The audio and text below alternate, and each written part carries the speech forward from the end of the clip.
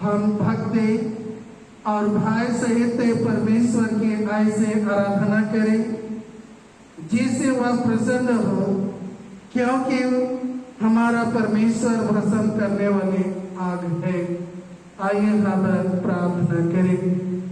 सर्वशक्तिमान अनुग्रह करे पिता परमेश्वर, हम पुनः एक अवसर देने के लिए तेरा धन्यवाद करते हैं प्रभु, कि हम ऑनलाइन के माध्यम से ये की संगति होकर तेरी आराधना और ये स्तुति करें।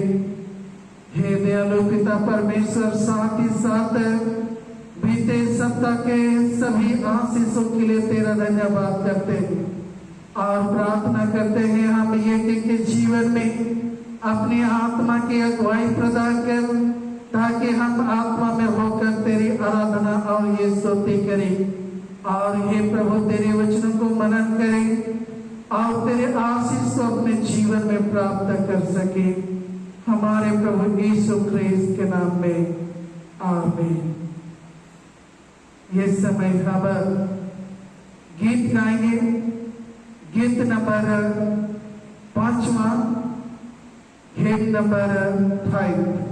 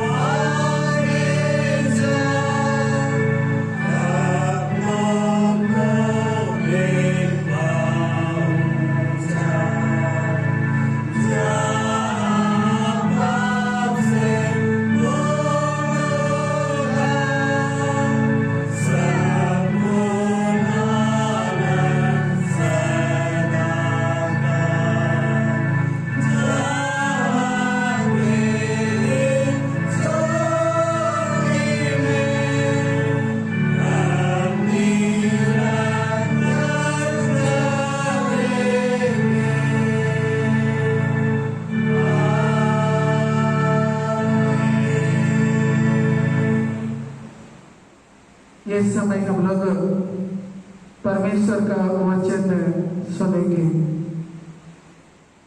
आज के लिए 18 पहला पाठ यिर्मयाह भविष्यद्वक्ता की पुस्तक उसका 18 अध्याय 18 पद से 22 पद तक। यिर्मयाह भविष्यद्वक्ता की पुस्तक 18 अध्याय 18 पद से 22 पद तक।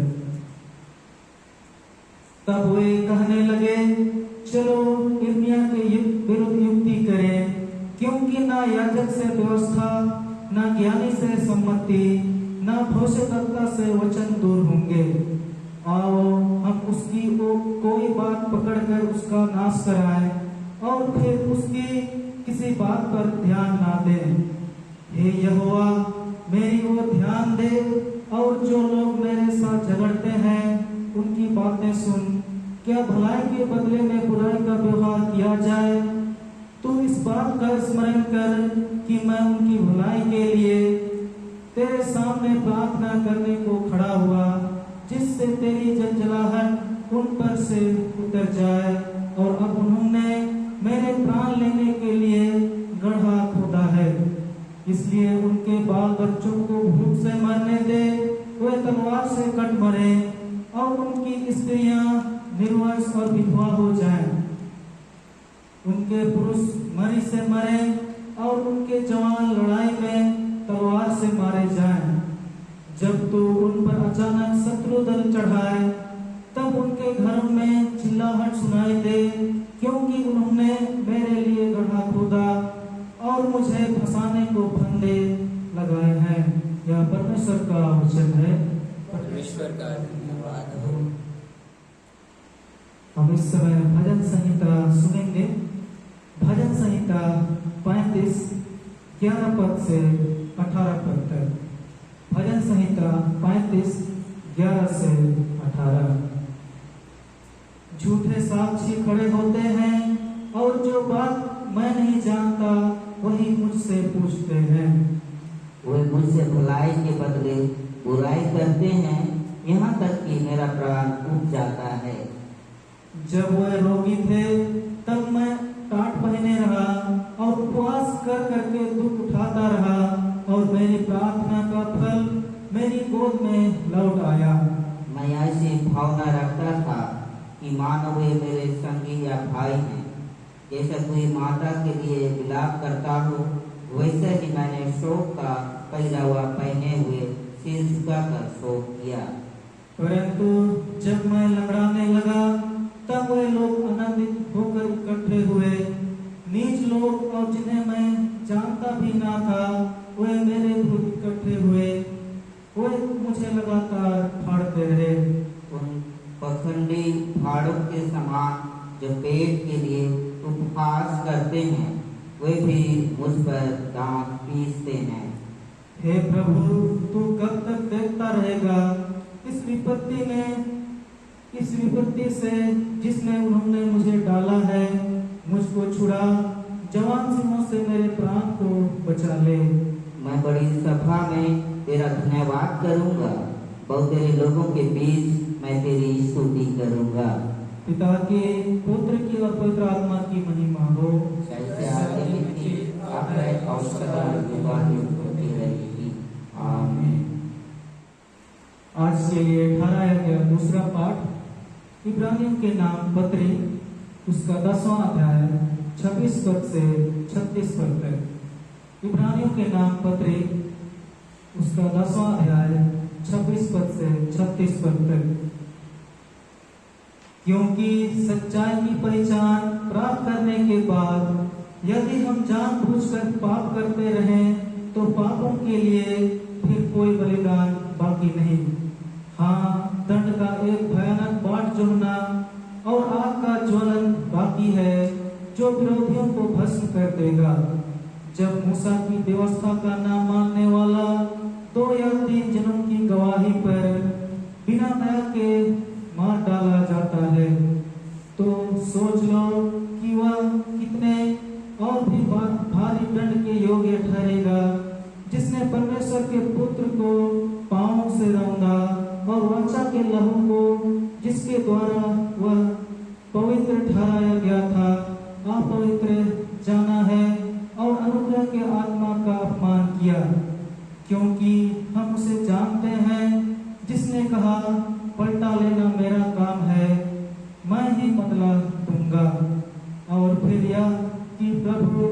अपने लोगों का न्याय करेगा।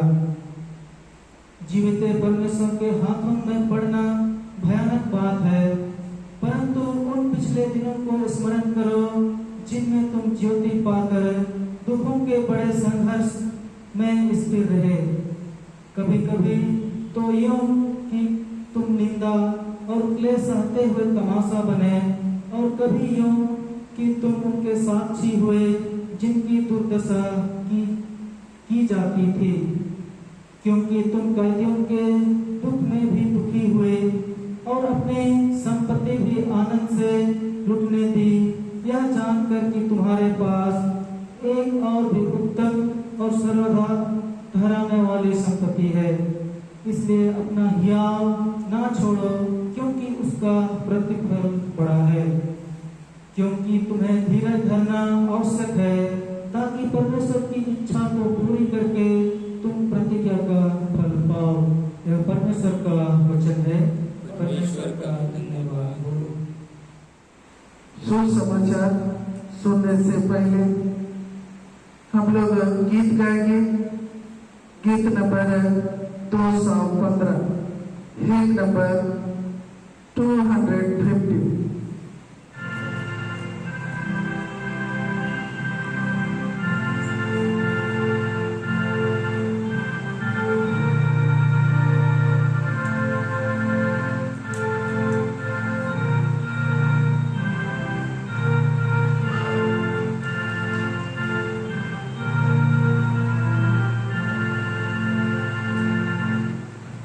Hey,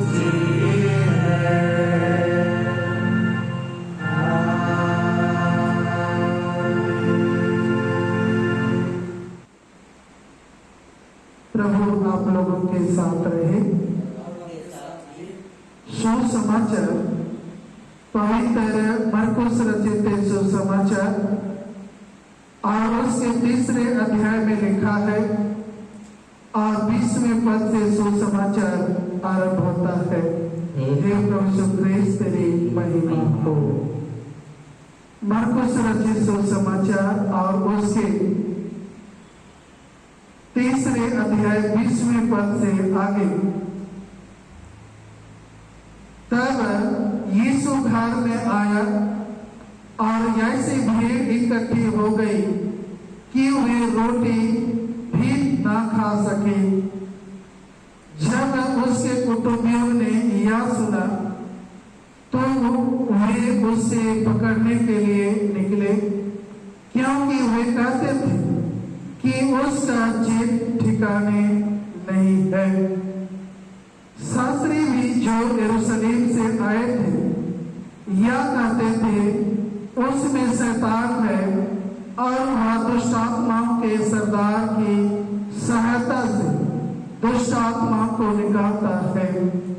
इसलिए वह उन्हें पास बुलाकर उनसे दुष्ट आत्माओं में कहने लगा, दृष्टांतों में कहने लगा, शैतान कैसे शैतान को निकाल सकता है। यदि किसी राज्य में फूट पड़े तो वह राज्य कैसे स्थिर रह सकता है, और यदि किसी घर में फूट पड़े तो वह घर कैसे स्थिर रह सकेगा। इसलिए यदि शैतान अपना ही विरोधी होकर अपने में फूट डाले तो वह कैसा बना रह सकता है, उसका तो अंत ही हो जाता है।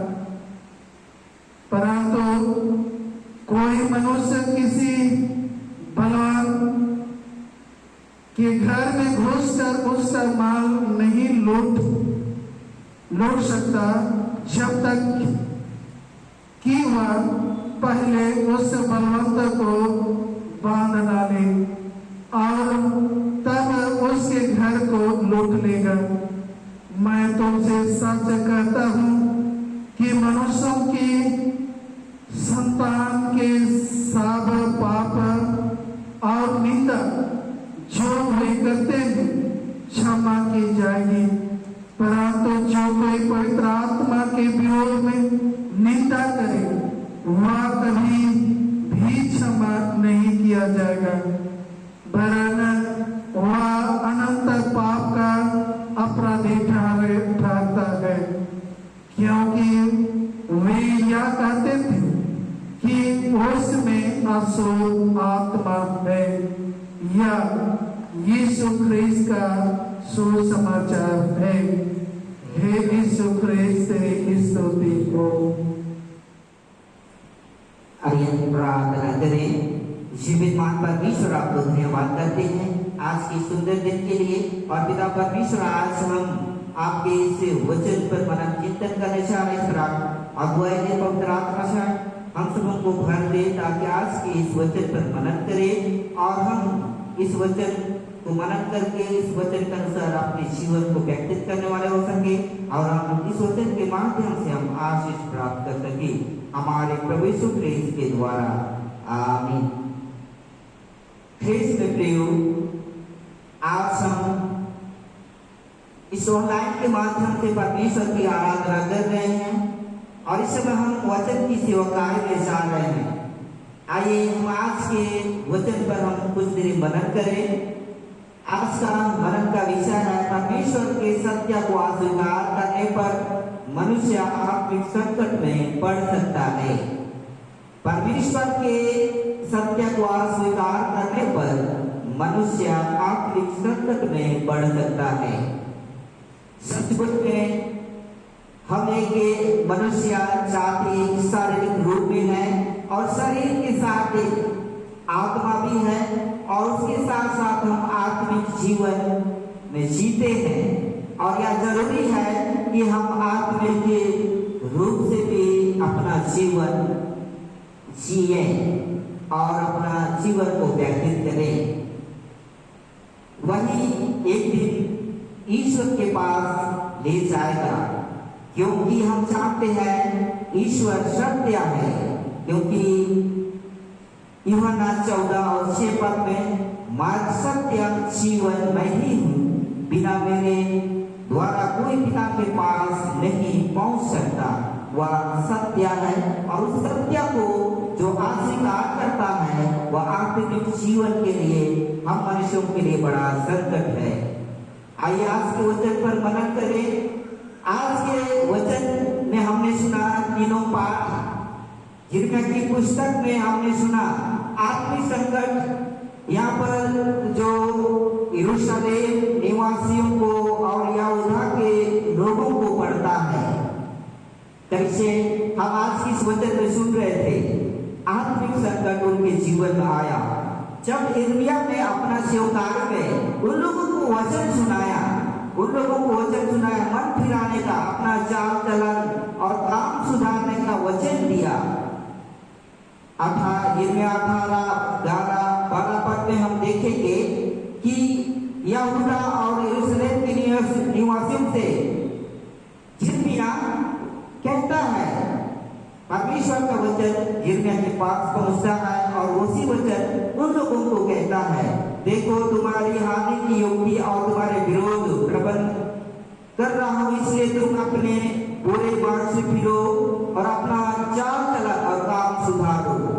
और वह यरूशलेम वासियों लोग जवाब दिए कि हम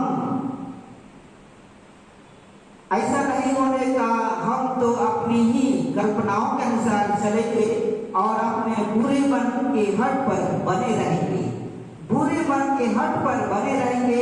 अपने कल्पनाओं के अनुसार चलेंगे, अपने बुरे मन के हट पर बने रहेंगे। ऐसा यिर्मयाह को जवाब देता है और परमेश्वर को त्याग देता है।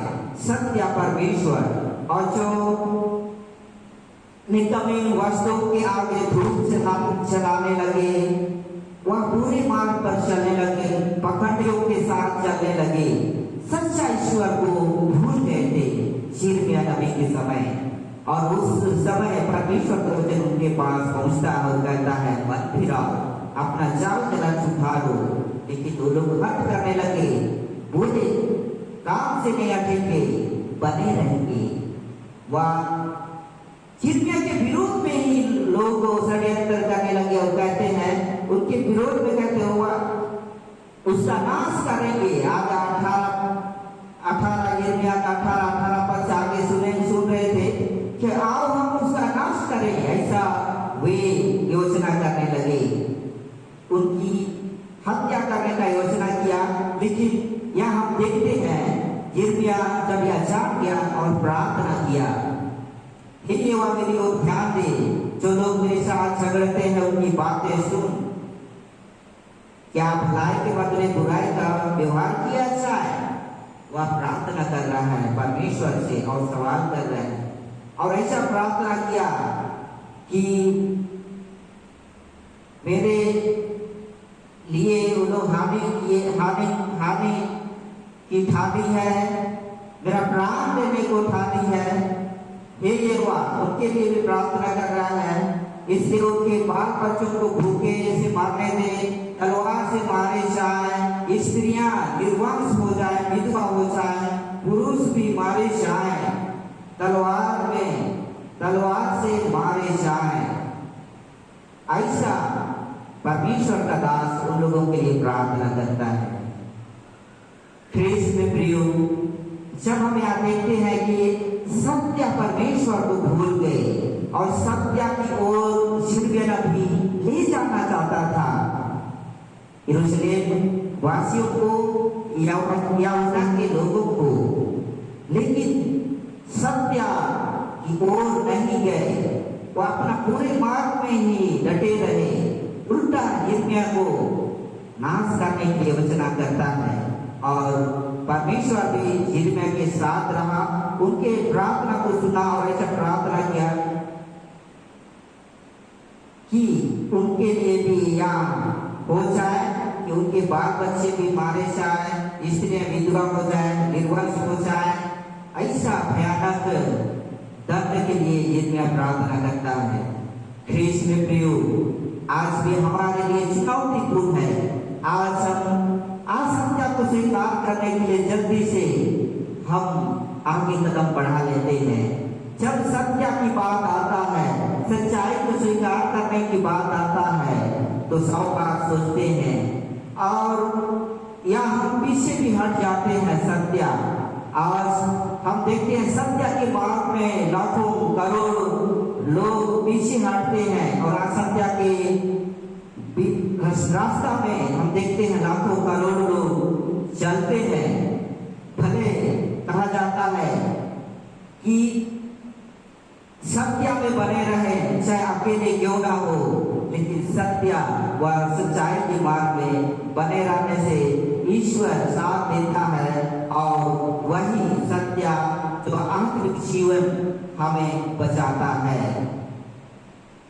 जैसे यिर्मयाह के समय में वे लोग हट किए, अपना बुरे मार्ग में बने रहे, परंतु हमें चाहिए कि वह सत्य ईश्वर की ओर जाए और सत्य को पहचानते हुए ईश्वर के पीछे चले। आज के सुसमाचार में हमने सुना कि वे उस समय भी लोग, शास्त्री लोग यीशु का विरोध किए। उस समय यीशु मसीह अपना सेवकाई काल के समय में लोगों को चंगाई दे रहे थे और वे कहने लगे कि आज इस मरकुस सुसमाचार 3 अध्याय 20 से आगे हम सुन रहे थे। उस समय शास्त्री लोग बोलने लगे यरूशलेम में आकर के, या तो शैतान की शक्ति से, शैतान जो दुष्ट आत्माओं को निकाल रहे हैं, शैतान की दुष्ट आत्माओं की सरदार की सहायता से दुष्ट आत्माओं को निकाल रहे हैं। लेकिन यीशु जवाब देता है उन लोगों को और कहता है कि कोई अपना घर में ही, घर का ही आदमी आक्रमण करेगा तो क्या परिवार बचा रहेगा, क्या घर बचा रहेगा। और कहता है कि मैं शैतान की शक्ति से नहीं, परंतु अपनी सामर्थ और परमेश्वर की सामर्थ से ही लोगों को चंगाई दे रहा हूँ। वह क्या अपना ही आदमी अपना ही विरोध कर सकता है? कैसा में परिवार बना रहता है? कैसा बना रह सकता है? ऐसा में तो उसका अंत ही हो जाता है। ख्रीस्त में प्रियो, हमारे परिवार में भी हम जानते हैं, अपने परिवार में अपने लोग फूट डालते हैं, या हमारा परिवार आगे बढ़ता है? नहीं, हमारा परिवार अपना ही लोग अपने फूट डालते हैं, हमारा परिवार नष्ट हो जाता है। ईश्वर भी जो शैतान के साथ नहीं देता, शैतान के साथ वैसे ही व्यवहार करता है, शैतान का विरोध करता है, शैतान का साथ नहीं देता है, लेकिन उनका विरोध करता है। लेकिन शास्त्री लोग इस पर विश्वास नहीं किए। वह आशुद्ध आत्मा उनके ऊपर है और वो उसी से चंगाई देता है, उनका निंदा करता है, पवित्र आत्मा का निंदा करता है।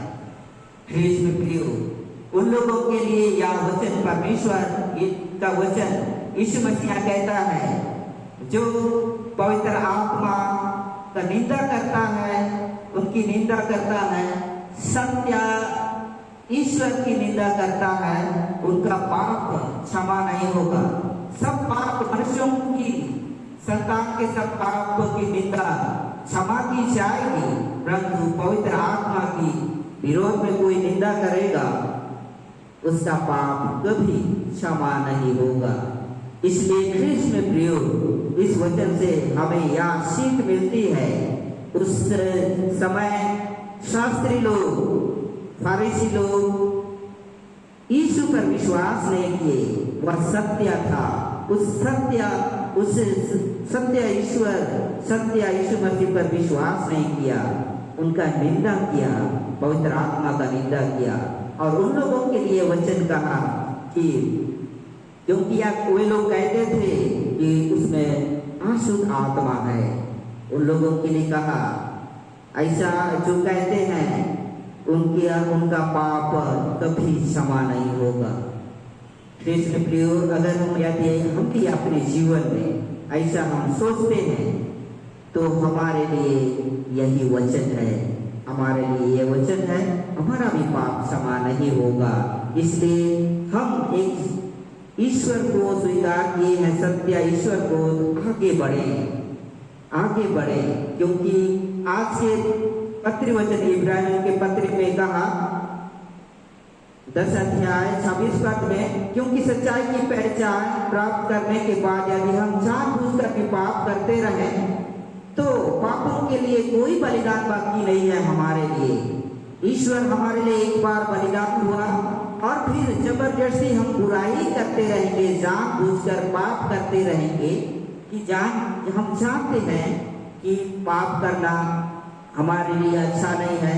यदि किसी के प्रति बुरा व्यवहार करना या हत्या करना, झूठ बोलना या बुराई करना हम जानते हैं यह पाप है, और यह जानते हुए भी हम बुराई करेंगे तो हमारे लिए ईश्वर का बलिदान एक बार हो गया तो वह बलिदान हमारे लिए बाकी नहीं रह गया, सिर्फ हमारे लिए बाकी है दंड, सिर्फ हमारे लिए दंड है। इसीलिए उस भयानक दंड से बचने के लिए हमेशा ये ईश्वर की सेवा करना, ईश्वर की भाई मानना, भाई मानते हुए उसकी सेवा करना, तब हमारा जीवन में प्रसन्नता आएगी, हम खुश रहेंगे और हम पूर्ति तक जीवित रहेंगे। क्योंकि नीति वचन 19 का 22 पद में परमेश्वर का वचन कहता है, यहोवा का भय मानने से जीवन बढ़ता है और उसका भय मानने वाला ठिकाना पाकर सुखी रहता है, उस पर विपत्ति नहीं पड़ती है। ख्रिस्त में प्रियो, ईश्वर का भय मानते हुए हम जीवन जीते हैं, हमारा जीवन और बढ़ता है। उसका भय हम मानने से हम सुखी रहते हैं, उसका भय हम मानने से विपत्ति से हम बच जाते हैं।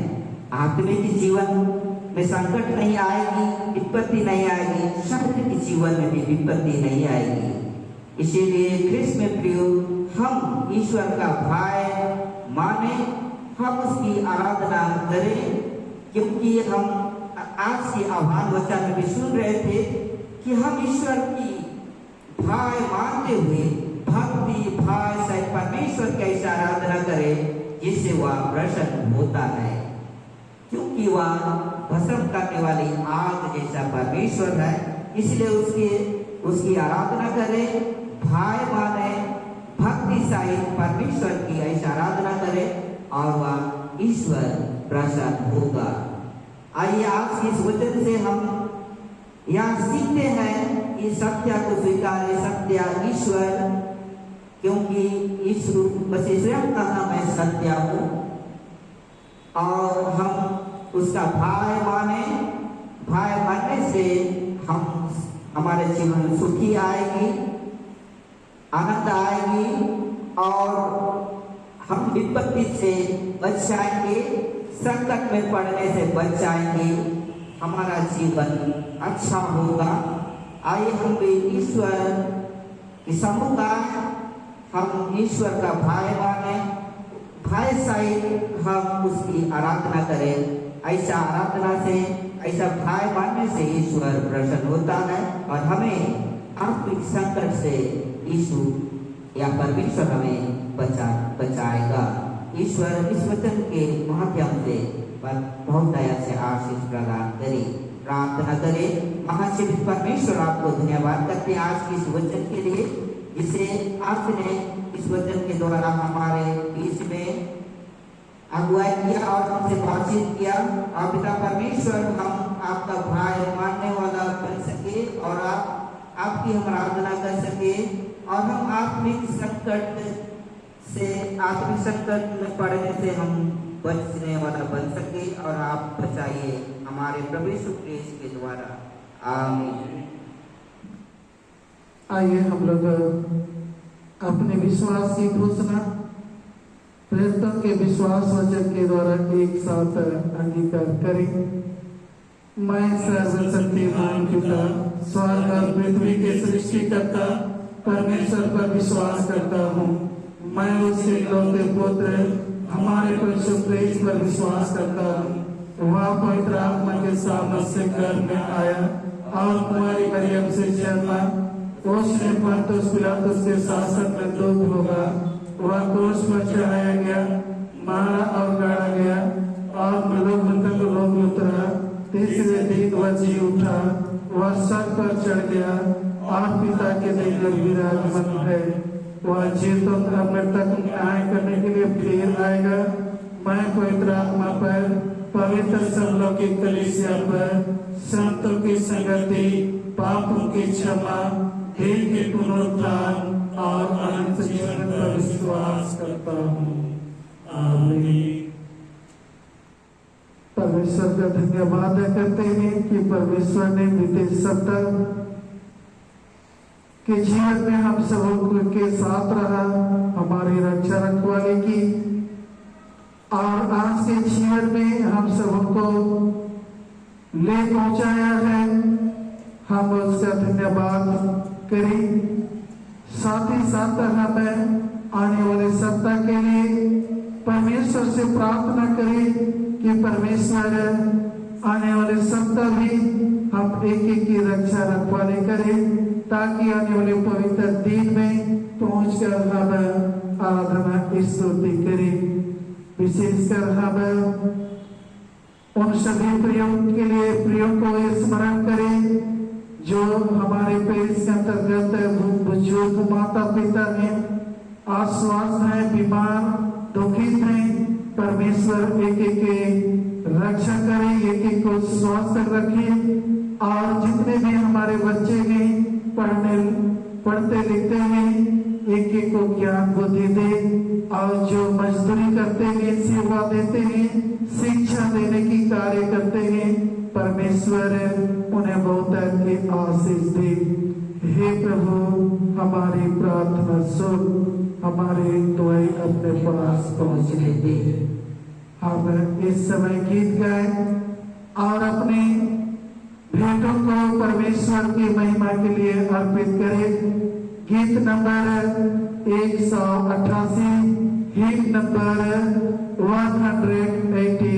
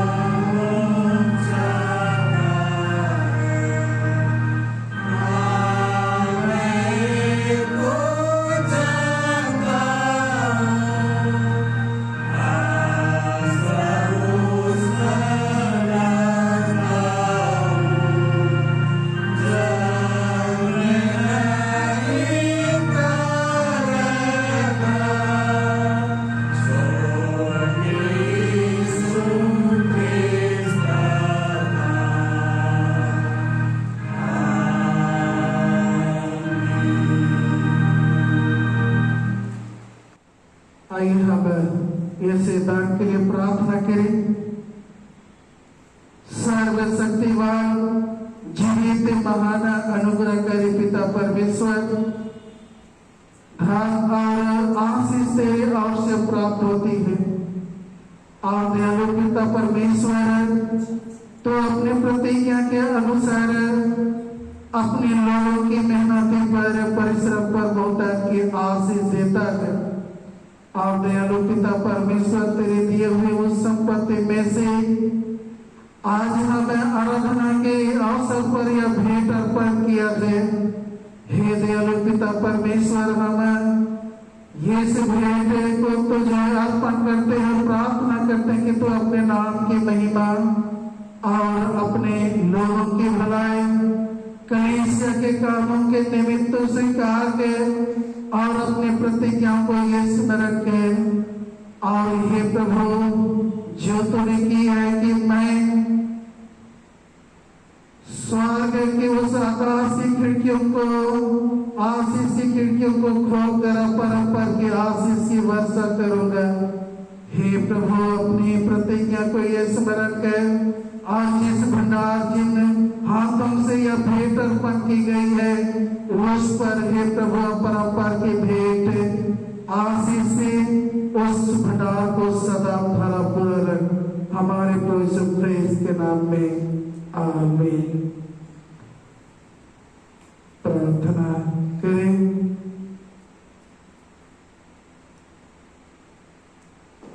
हे सर्वशक्तिमान और सामर्थ्य के प्रभु, तो सब उत्तम पदार्थों का करता और दाता है। हमारे हृदय में अपने नाम का प्रेम भर दे, हमें सच्ची भक्ति बढ़ा, सभी अच्छी बातों से हमारा पोषण कर और अपनी महान दया से हमें उसी में स्थिर रख। हमारे प्रभु यीशु ख्रीस्त के द्वारा जो तेरे पवित्र आत्मा के साथ एक परमेश्वर अब और सदा जुगाजुग जीता और राज करता है। आमीन।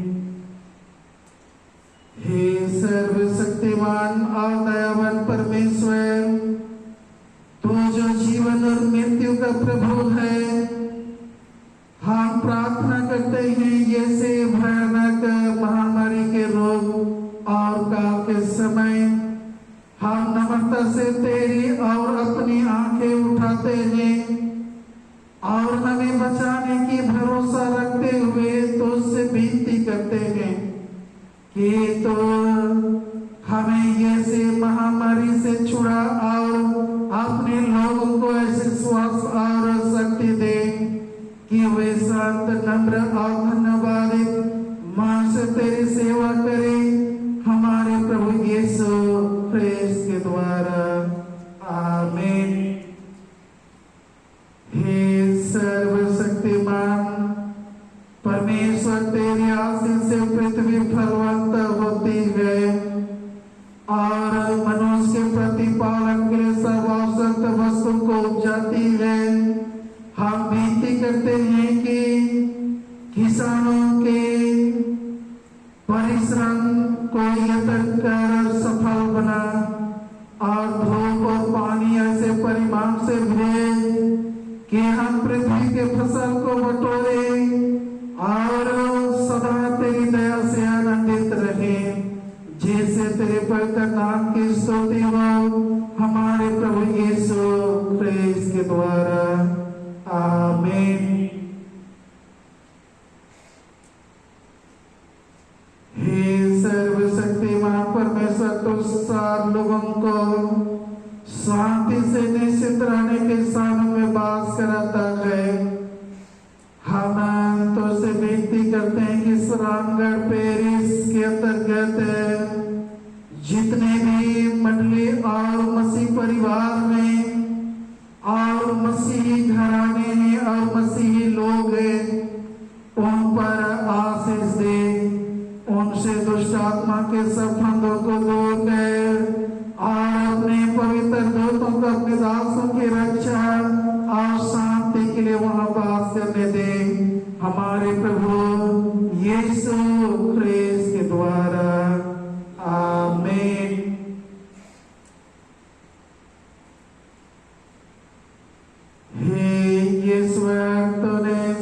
जाति के वंशों को ये किलो से सारे पृथ्वी पर वास करने के लिए उत्पन्न किया और अपने धन्य पुत्र को इसलिए भेजा कि जो दूर है और जो निकट है दोनों का मेल का प्रचार करे, या बदे कि इस देश के सब लोग तुझे टटोल कर पाए।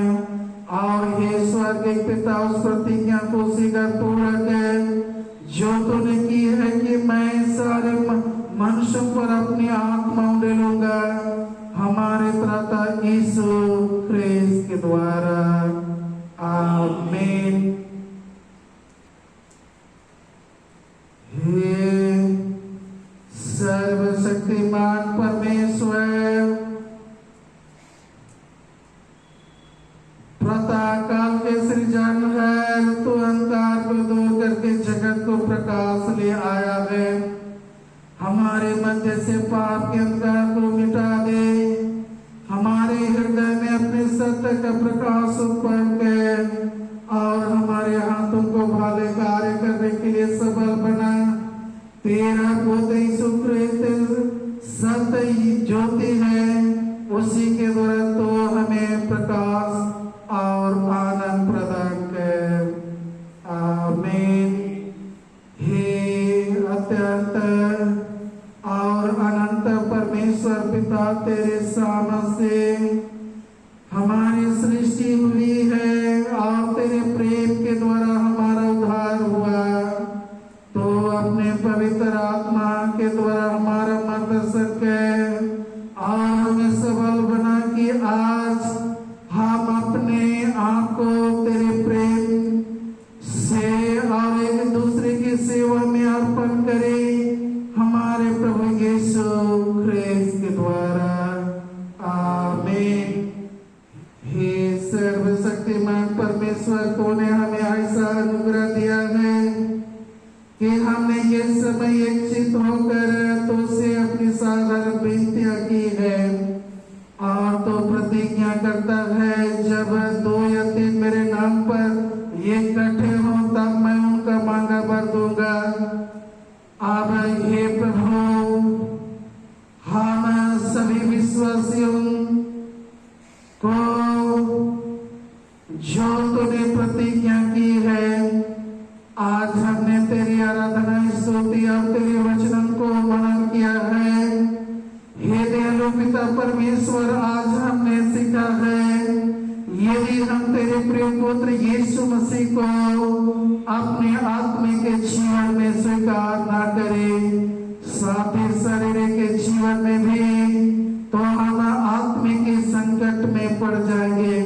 हे दयालु पिता परमेश्वर, हम प्रार्थना करते हैं कि हम एक पर ऐसा अनुग्रह गए ताकि हम तेरे प्रिय पुत्र यीशु मसीह को अपने हृदय रूपी अंतःकरण से ग्रहण करें और आत्मिक संकट से बचाए जाए।